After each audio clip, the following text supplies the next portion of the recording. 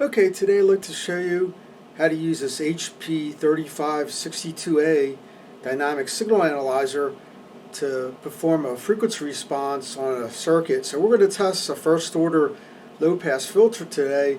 It's a very simple circuit using this analyzer over here.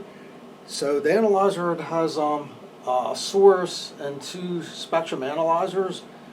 So the spectrum analyzers are called channel 1 and channel 2. So the idea is to generate an output through the circuit and get the ratio of channel 2 over channel 1, the spectrums of them, and that will get us the frequency response.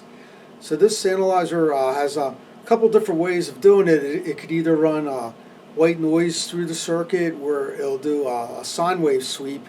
And this analyzer does a whole bunch of other things also. If you're into digital signal processing and stochastic processes, it's very good to have one of these. I know MATLAB had replaced a lot of the functionality of this now, but back in the day before MATLAB, this was a really good tool to have. So this is our HP3562A Dynamic Signal Analyzer. And I'm going to power it up by pushing the power switch. And this is the process of it turning on. I like to record that just to document the process of it powering up.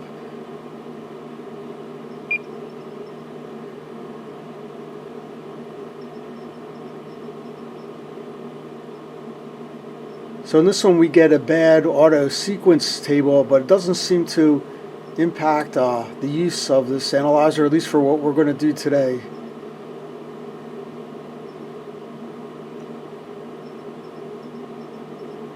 So you can see this is the source over here, and channel 1 over here is the input to the circuit, and channel 2 over here, if you could see it, is the output. So we're going to get the frequency response of a first order low pass filter. We'll show you the filter next. It's an op-amp circuit, and so this is the spectrum, the dynamic signal analyzer powering up. This is pretty much the defaults that it comes up on. Comes up on power, spectral density.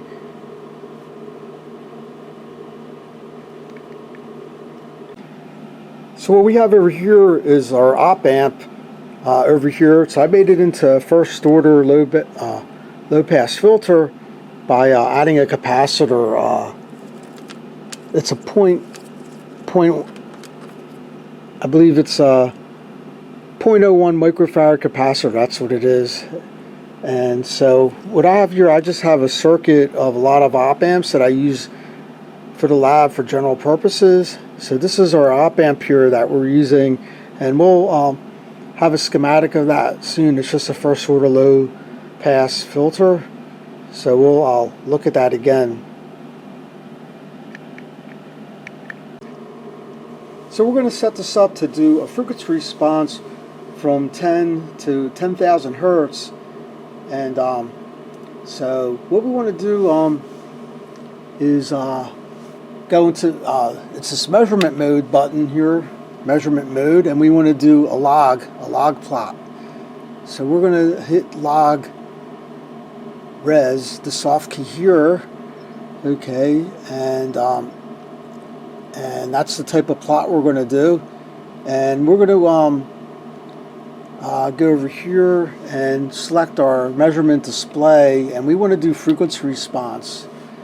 So that's what we'd like to do is frequency response. And so we want to get both our traces up here, so we'll push A, B, and we want our top plot to be gain in dB and our bottom plot to be phase in degrees. So we're going to hit coordinates here and hit we're going to just make B our active display, and then hit phase there, so that gets phase and gain. And but we want to make sure that's also frequency response also. So we'll go hit measurement display and hit frequency response phase. That's good there. Okay, so we want to set our frequency range, and our frequency span is 3 decades, and that's correct, but we want our start frequency to be 10 hertz. So we'll put a 10 in here and hit hertz, So we're going to do a 10 to 10,000 hertz. I found if you do a lower frequency, at the lower frequencies, it takes a long time for it to do if you're using white noise.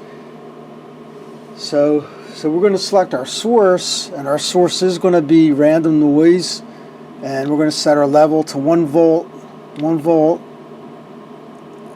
RMS, and and we want to do some averaging. I like to do maybe 10 averages. So we'll hit average, and we want to hit stable mean, soft key. So we want stable mean, and number of averages is 10, so that seems to be the default on it.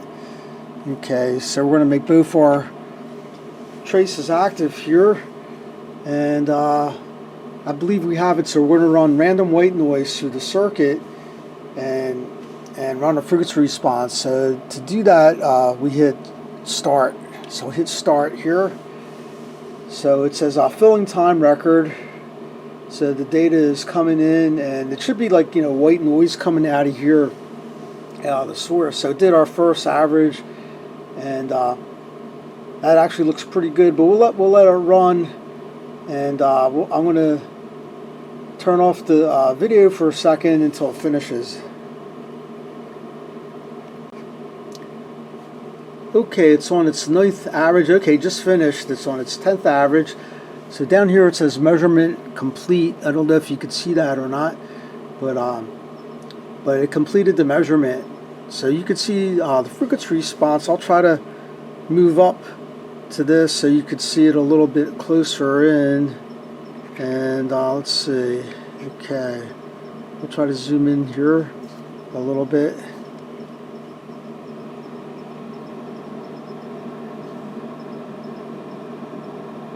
So you could see the results here. You could see the gain comes down, and the phase shifts by 90 degrees. That's the characteristic of a first order low pass filter.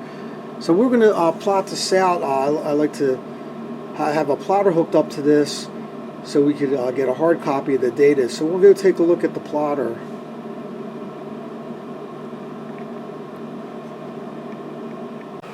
So now we're back behind the analyzer, and you can see this cable here, the GPIB cable over here, right here, and it's connected to our plotter.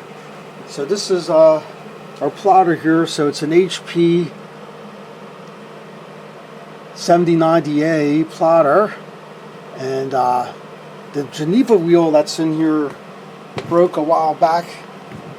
So I had to put the pen in by hand, but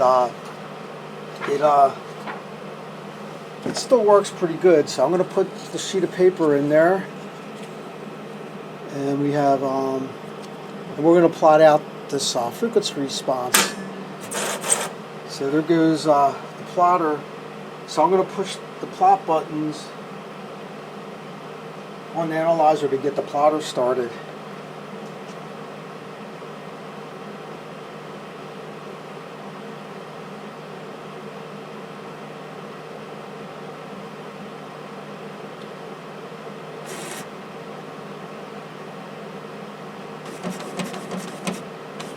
So there goes the plotter, and I believe the default address is 5 for this plotter.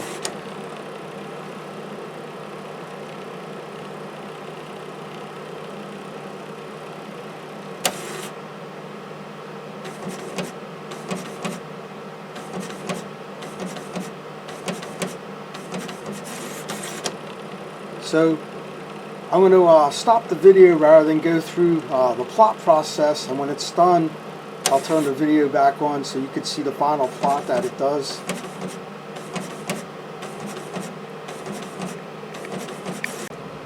Okay, finished up the plot. So here's the plot, and makes a pretty nice plot using this HP3562A plotter.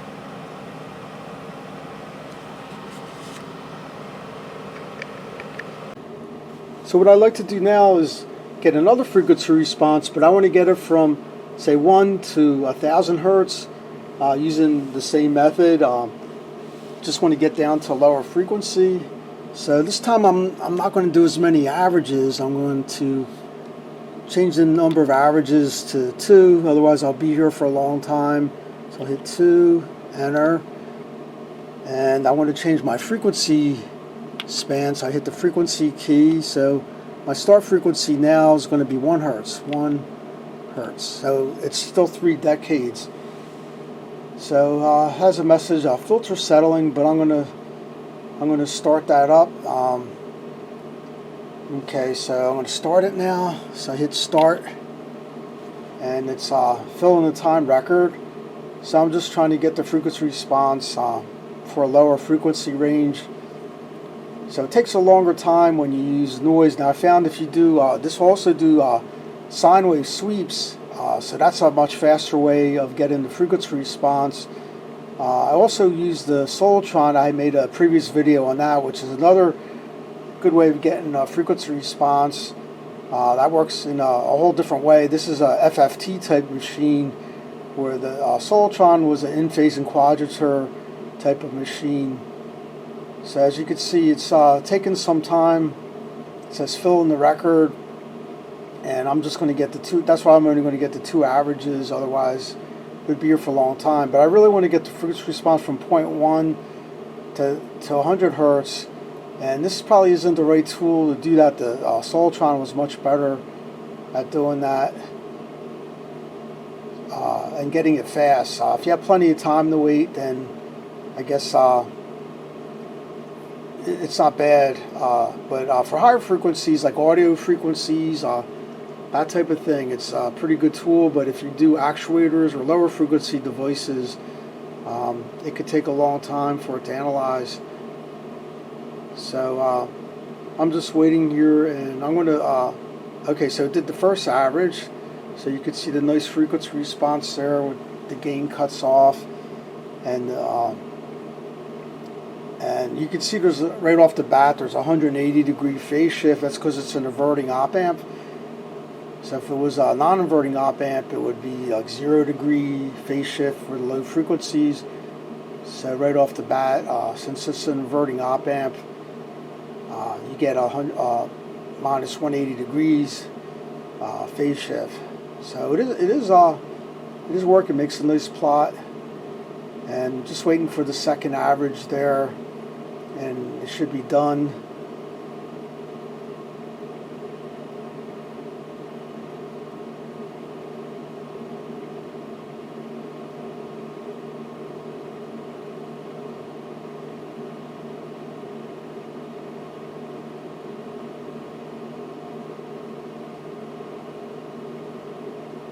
So it's good to have this video just to know how long it takes for these analyzers to do an analysis. And this one should be done pretty soon. Okay, it's complete, measurement complete, it says.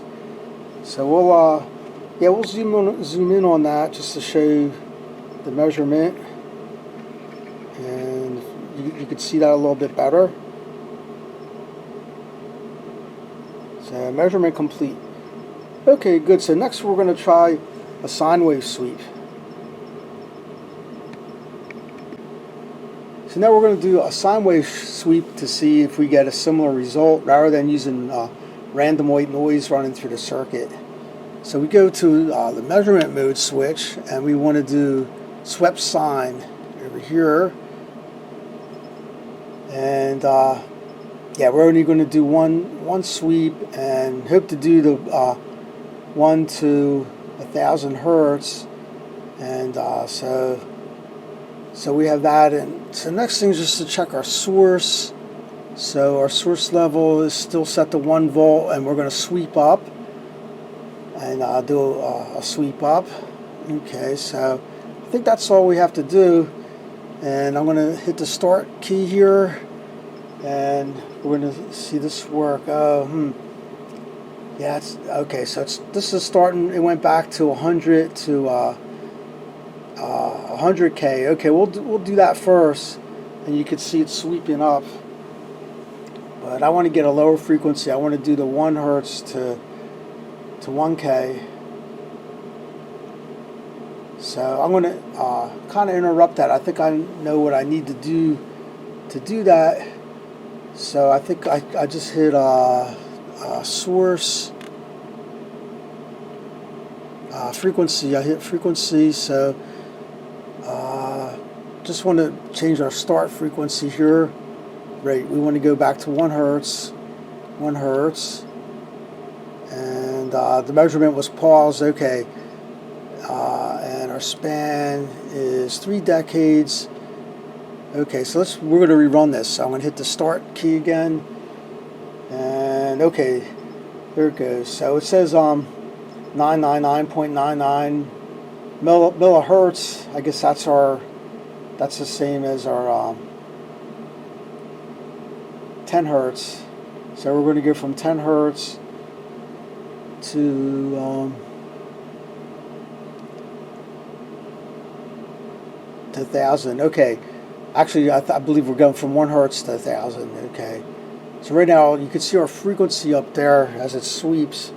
In fact, I'll zoom in on that so you can get a better view of that.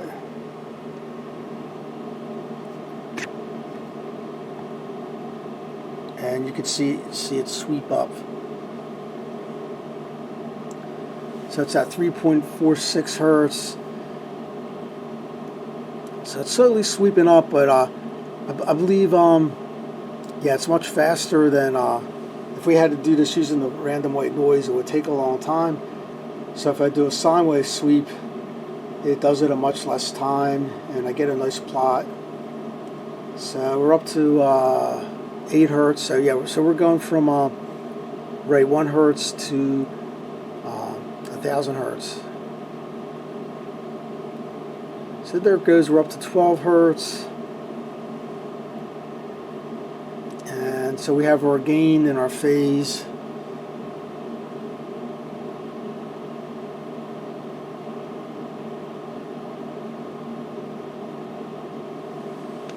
So this is a good way to test filters. Now this analyzer does a whole bunch of other things. It does power spectrum densities. It does autocorrelation, cross correlation, all the nice things that you could do in if you're studying digital signal processing or any kind of digital sampling. It's a good tool to have.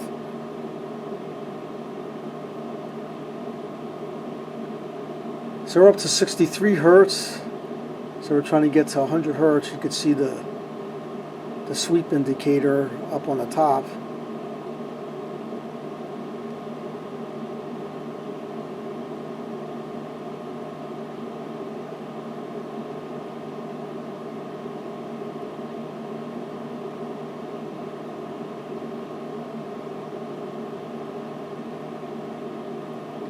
So the trick with these, if you're doing higher frequency, say audio, then the random white noise is good, but if you need to go down to lower frequencies, you want to do a sine wave sweep.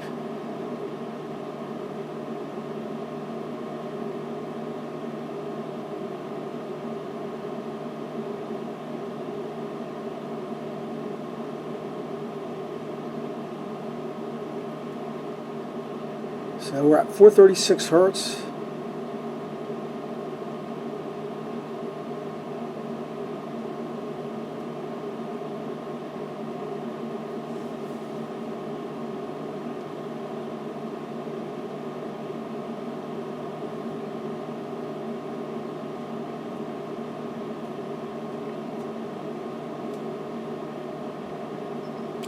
Okay, great, we got it. Okay, so the other neat thing that this analyzer could do is it could identify the transfer function of a system, but you need to know the order, like the number of poles and zeros. So the way you do that is, okay, you want to activate the B trace here, and under measurement display, we want to select coherence. So you want to make sure the coherence is 1. So now we want to go back to A and B, and we want to hit the curve fit key here. It's over here. So we're using just our last measurement, And so you got to select the number of poles and zeros. So this has one pole being a first order filter, so we select 1, and the number of zeros is 0, so that's the default. So we hit this fit function, so we hit that, and then we're going to hit create fit. Let's see, okay, hit return, and then create fit. And so it says curve fit in progress, so we have to wait for that to finish. So you know this has a pole at 100 radians per second, where I believe it's 15.9 hertz. So we're trying to identify this transfer function, and it says curve fit in progress, so it's doing it. Now it says it could do up to 40 poles and 40 zeros, up to like a 40th order system. So but you do need to know, we can't just identify the transfer function. Okay, so it says it's fit complete. You need to know something about the structure of it or the order of it to be able to get it to identify a system. So now you want to hit this edit table. So okay, so that's great. We got I believe it says 15.3395 now. That's in hertz. So I believe ideally this would be minus 15.9, so it's very close. So very close, and we'll zoom in on that a little bit to show you that it was able to identify the transfer function of the system. So there's also the 3563A Dynamic Signal Analyzer that I believe it does Z transforms. That one's very rare. So this one only works in the S domain. It doesn't do Z transforms, but it is good for testing digital filters.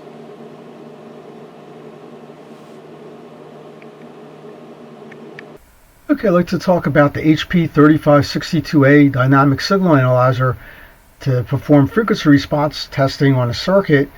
So this is a good way to verify that your analog circuit is doing what it's supposed to do in its design, and you can also test digital filters with this also. So the frequency response of a first order low pass filter is tested by using the HP3562A Dynamic Signal Analyzer. It is tested by running random white noise through the filter and also by performing a sine wave sweep. At lower frequencies, it takes a long time for the analyzer to perform the frequency response when using random white noise. However, a sine wave sweep is much faster when testing lower frequencies. Yeah, so what I found, there's two ways to do the frequency response. You could do it either by running random white noise through the circuit or by doing a sine wave sweep. Now what I found at lower frequencies, say below 10 hertz, it's better to do the sine wave sweep. The random white noise method takes a very long time. It works, but it could take hours and hours to send the time record through the circuit. Now for higher frequencies, say above 10 hertz, maybe up above 100 hertz, then it's probably better to use the random white noise to test the circuit. It's faster that way. Also, the HP3562 was used to identify the transfer function of a low-pass filter. The following figure shows how the analyzer is connected to the low-pass filter. So here's a nice figure just to show how the analyzer, the HP3562A, is connected to the low-pass filter. So we have a source and two channels. So connect the source to the input, and also channel 1 is connected to the input. Channel 2 is connected to the output. So this is our filter, our low-pass filter, and the lows are all tied to common, tied to ground. So this op amp takes plus or minus 15 volts, and it has 100K and a 0.1 microfarad capacitor. So when you go through the math, the filter has a form 1 over RCS plus 1. It's actually minus because it's an inverting amp. So you could tell it's minus because you get the phase starts out at a minus 180 degrees at low frequency.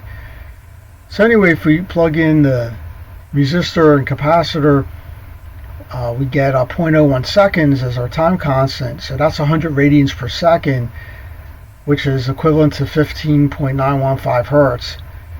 So this is a 1 over tau 100 radian per second bandwidth low pass filter, meaning that at 15.915 hertz the gain will be minus 3 dB and the phase lag will be minus 45 degrees.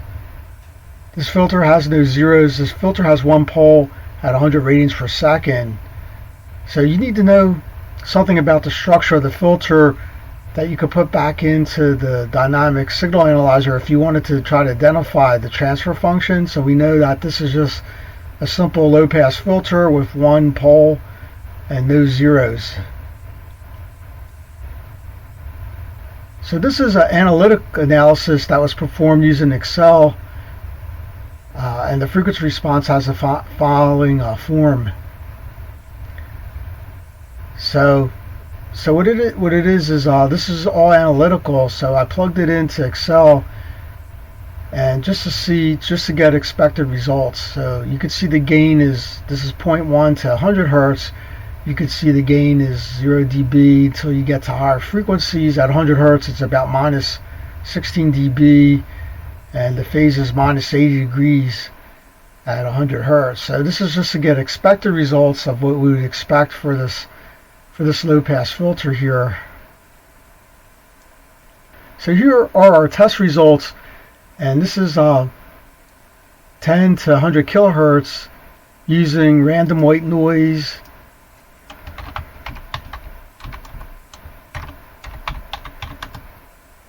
at 1 volt RMS. So you could vary the level of the random white noise, and I did 10 averages here, and you can see that this matches pretty well. I get 100. It starts off at 180 degrees the phase shift because it's an inverting amp, so that does match this analytical plot very well. So then I did it using the sine wave sweep, and I did it from 1 hertz to 1000 hertz, and it also matched very well. So that's the frequency response plot I got out of the 7090A plotter. So that also matched very well. And I found I couldn't do this using the random white noise.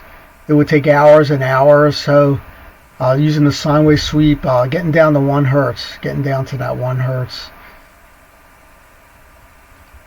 So then I did a run. I did 2 averages with the random white noise again, and I did it from okay, so yeah, here it is, from 1 to 1000 hertz, and it does match the sine wave sweep very well. So I was able to do it, but it did take a long time. So the conclusion was the test results match the expected results well. So this is a good way to test filters. This dynamic signal analyzer does many other things that, if you are involved with digital signal processing, come in handy, or stochastic processes. It has all the bells and whistles for that. So anyway, thanks for watching this video, and I just wanted to go through the operation of the HP3562A Dynamic Signal Analyzer for doing frequency response. Bye now.